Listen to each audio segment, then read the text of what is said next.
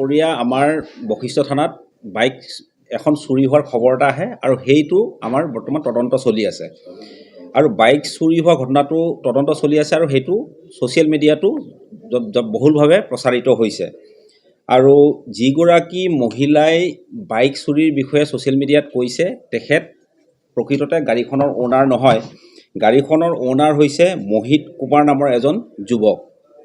গতিকে হেৰিটো কি কয়, সেই মহিলাগৰাকীয়ে তেখেতৰ লগতে আহিছিলে, কিন্তু তেখেত গাড়ীখনৰ অ'নাৰ নহয়।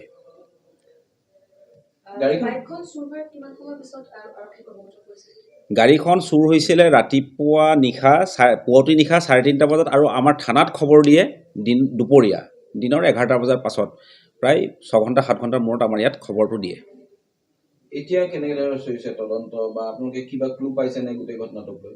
আমাৰ তদন্ত চলি আছে, আমাৰ চ'ৰ্চবিলাকো এংগেজ কৰা হৈছে আৰু তদন্তটো সঠিক দিশতে গৈ আছে। আশা কৰিছোঁ ভাল ফল এটা আমি পাম বুলি। মই ইষ্ট পুলিচ ডিষ্ট্ৰিক্টৰ DCP হিচাপে এই গাড়ীখন ৰিকভাৰ কৰিবৰ কাৰণে মোৰ এণ্টায়াৰ টীম চিনচিয়াৰলি লাগি আছে। গতিকে আশা কৰিছোঁ যে আমি অনাগত দিনবোৰত গাড়ীখন উদ্ধাৰ কৰিবলৈ সফল কাম হ'ম বুলি। যুৱতীগৰাকীক আপোনালোকে যোগাযোগত আছেনে আপোনালোকৰ বৰ্তমান? যুৱতীগৰাকী আমাৰ লগত যোগাযোগত আছে। মই অলপ সময় আগতে তেওঁলোকৰ লগত কথা পাতিছোঁ আৰু গাড়ীখনৰ যোনজন ৰেজিষ্টাৰ্ড অ'নাৰ হয় মোহিত কুমাৰ, তেখেতৰ লগতো মই কথা পাতিছোঁ। গতিকে তেখেতলোকেও আমাৰ লগত কোঅপাৰেট কৰি আছে আৰু আমাৰো তদন্ত সঠিক দিশতে গৈ আছে।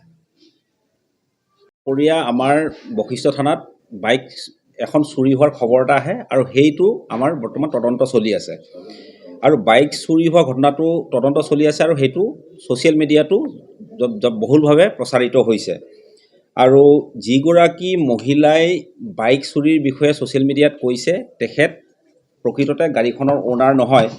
গাড়ীখনৰ অ'নাৰ হৈছে মোহিত কুমাৰ নামৰ এজন যুৱক।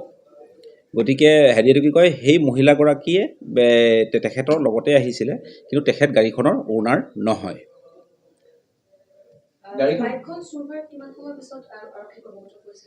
গাড়ীখন চুৰ হৈছিলে ৰাতিপুৱা পুৱতি নিশা 3:30 বজাত আৰু আমাৰ থানাত খবৰ দিয়ে দুপৰীয়া দিনৰ 11টা বজাৰ পাছত। প্ৰায় 6 ঘণ্টা 7 ঘণ্টাৰ মূৰত আমাৰ ইয়াত খবৰটো দিয়ে। এতিয়া কেনেকৈ চলিছে তদন্ত বা আপোনালোকে কিবা ক্লু পাইছে নে গোটেই ঘটনাটোক লৈ? আমাৰ তদন্ত চলি আছে, আমাৰ চ'ৰ্চবিলাকো এংগেজ কৰা হৈছে আৰু তদন্তটো সঠিক দিশতে গৈ আছে। আশা কৰিছোঁ ভাল ফল এটা আমি পাম বুলি। মই ইষ্ট পুলিচ ডিষ্ট্ৰিক্টৰ DCP হিচাপে এই গাড়ীখন ৰিকভাৰ কৰিবৰ কাৰণে মোৰ এণ্টায়াৰ টীম চিনচিয়াৰলি লাগি আছে। গতিকে আশা কৰিছোঁ যে আমি অনাগত দিনবোৰত গাড়ীখন উদ্ধাৰ কৰিবলৈ সফল কাম হ'ম বুলি। যুৱতীগৰাকীক আপোনালোকে যোগাযোগত আছেনে আপোনালোকৰ বৰ্তমান? যুৱতীগৰাকী আমাৰ লগত যোগাযোগত আছে। মই অলপ সময় আগতে তেওঁলোকৰ লগত কথা পাতিছোঁ আৰু গাড়ীখনৰ যোনজন ৰেজিষ্টাৰ্ড অ'নাৰ হয় মোহিত কুমাৰ, তেখেতৰ লগতো মই কথা পাতিছোঁ। গতিকে তেখেতলোকেও আমাৰ লগত কোঅপাৰেট কৰি আছে আৰু আমাৰো তদন্ত সঠিক দিশতে গৈ আছে।